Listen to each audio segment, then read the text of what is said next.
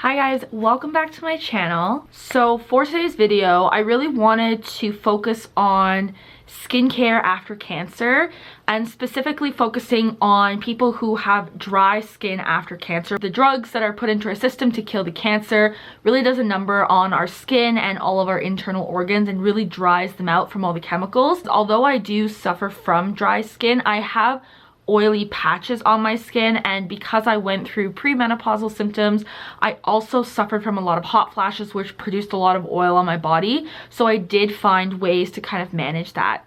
And everything that I'm going to be talking about today are products that I have used and tested throughout my cancer treatment as well as into my recovery. I think that skincare is something that's overlooked in a lot of people's lives, not on purpose, but we spend a lot of our time and money making sure that the insides of our bodies are fueled and healthy by the foods we eat and the supplements that we take. But I think that just naturally we forget that our skin is also an organ. It's the largest organ of the human body. It covers your entire body, and it also needs to be taken care of and supported with or without a cancer diagnosis. Something that I really focused on in my recovery as well as during my treatment, but definitely more so my recovery, was healing my skin and making sure it was as healthy as possible. If you would like to know more about dry skin after cancer and how to kind of help treat it and keep it as supple and succulent as possible, then please keep on watching. Before I wash my face, I like to use this Green Clean Makeup Melt Away Cleansing Balm from the pharmacy. It starts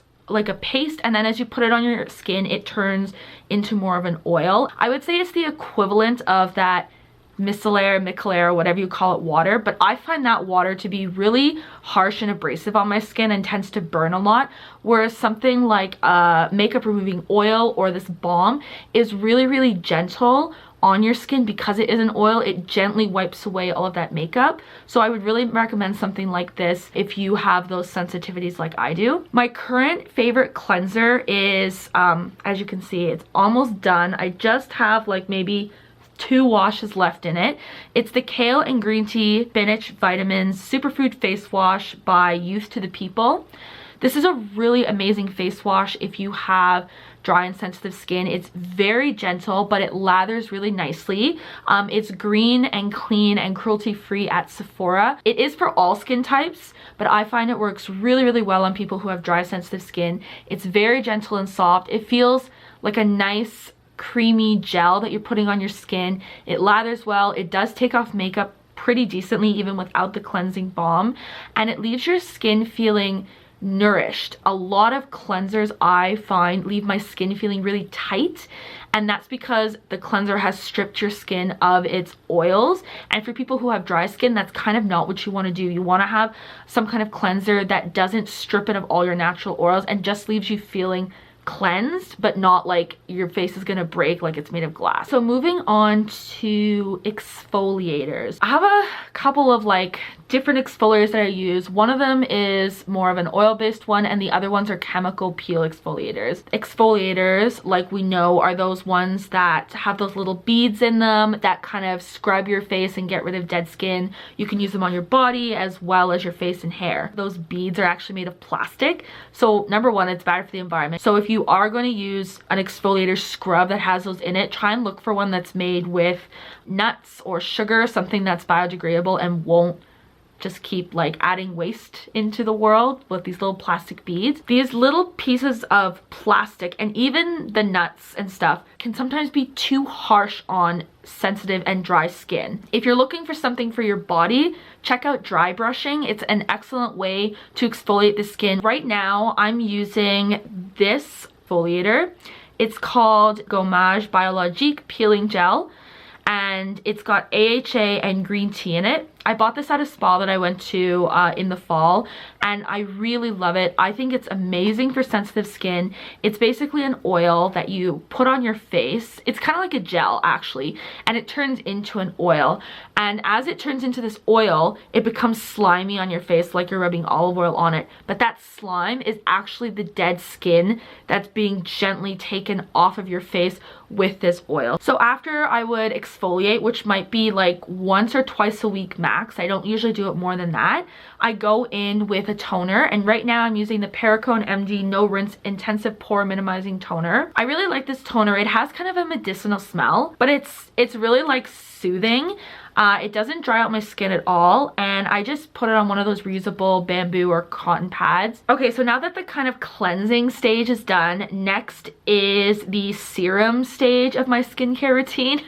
I know this seems like a lot of products, but I feel like you should invest in good quality products for your skin, and not everyone's gonna have like a 10-step skincare routine. Some people may only need like 1 or 2 or 3 products. It just depends on who you are. I just know that this routine really works for my skin, especially because it's the winter. I do put a little bit more product on my skin to make sure it is hydrated. So I have 2 chemical peels that I like to kind of switch between. So the first exfoliator that I use is the Perricone ND No Rinse Exfoliating Peel. This one smells kind of bad, so if you have an issue with scents, don't buy this one. Another one that I really like that is very good for people with dry skin and sensitive skin is the Ordinary's Lactic Acid 10% plus HA, and it basically just says a high strength lactic acid superficial peeling formula. Lactic acid is really good for people who are a little bit more sensitive. If you have really oily skin, I would definitely look into a salicylic acid. The Ordinary also sells one. I think it's like $6, and it works really well if you have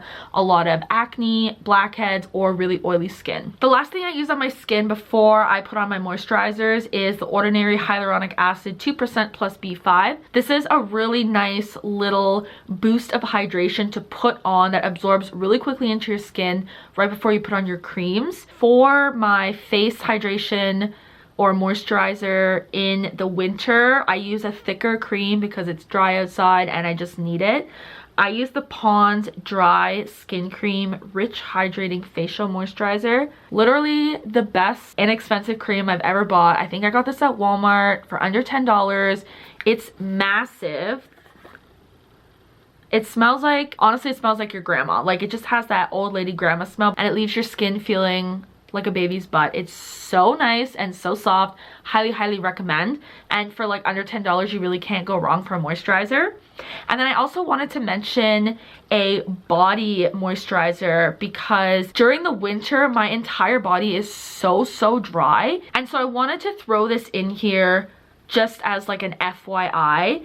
Bio oil is my lifesaver in the winter. It leaves my skin feeling so hydrated, so smooth. The great thing about bio oil is that, okay, yes, it is an oil, so it absorbs differently than the moisturizer. It actually locks in the moisture, but it also improves scarring. So if you are a cancer survivor or a patient still going through treatment, first of all, it's very gentle. It's not going to have any weird reactions with any of the chemicals that you're taking or the drugs that you're on. And if you have surgery scars, PICC line or port line scars, or if you had maybe like a rash or something like that, this is like amazing. It helps really heal all of those things and way more, and it leaves your skin feeling really hydrated. I had a terrible infection actually twice on my arm when I was doing chemo from my PICC line, from the adhesives that were used, and this has been the only thing that's actually significantly lightened those scars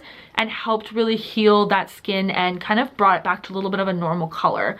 I still can see the scars. Obviously, it's not like magic. You know, this isn't Harry Potter where it's gonna poof forever away, but it's pretty damn close.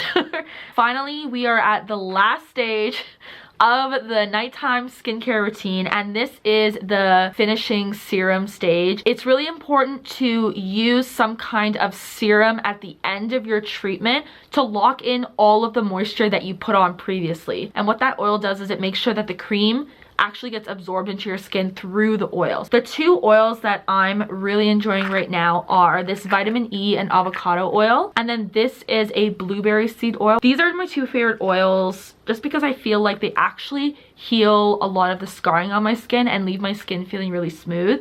Vitamin E is amazing for skin healing. It's really good at healing scars, and the blueberry oil is really amazing. You know, all berries are full of antioxidants. They've got a lot of really amazing health benefits. So by translating that into an oil and putting it on your skin, you're you're basically feeding your skin all of these antioxidants and anti-aging properties. I really love the company for the blueberry oil. It's called Vitruvi. They sell a lot of oils that you can also make your own concoctions with, which I think is really cool. And that's basically it. The last product I just wanted to mention is lip care. So a lot of people like to buy those lip sugar scrubs and do a little kind of mask and clean off all the dead skin. I think that that's great. You can make them at home or you can purchase them. But then to make sure that you follow up with a really nice lip treatment, I'm really in love with the Laneige lip sleeping mask. This is still my first bottle. I'm almost finished.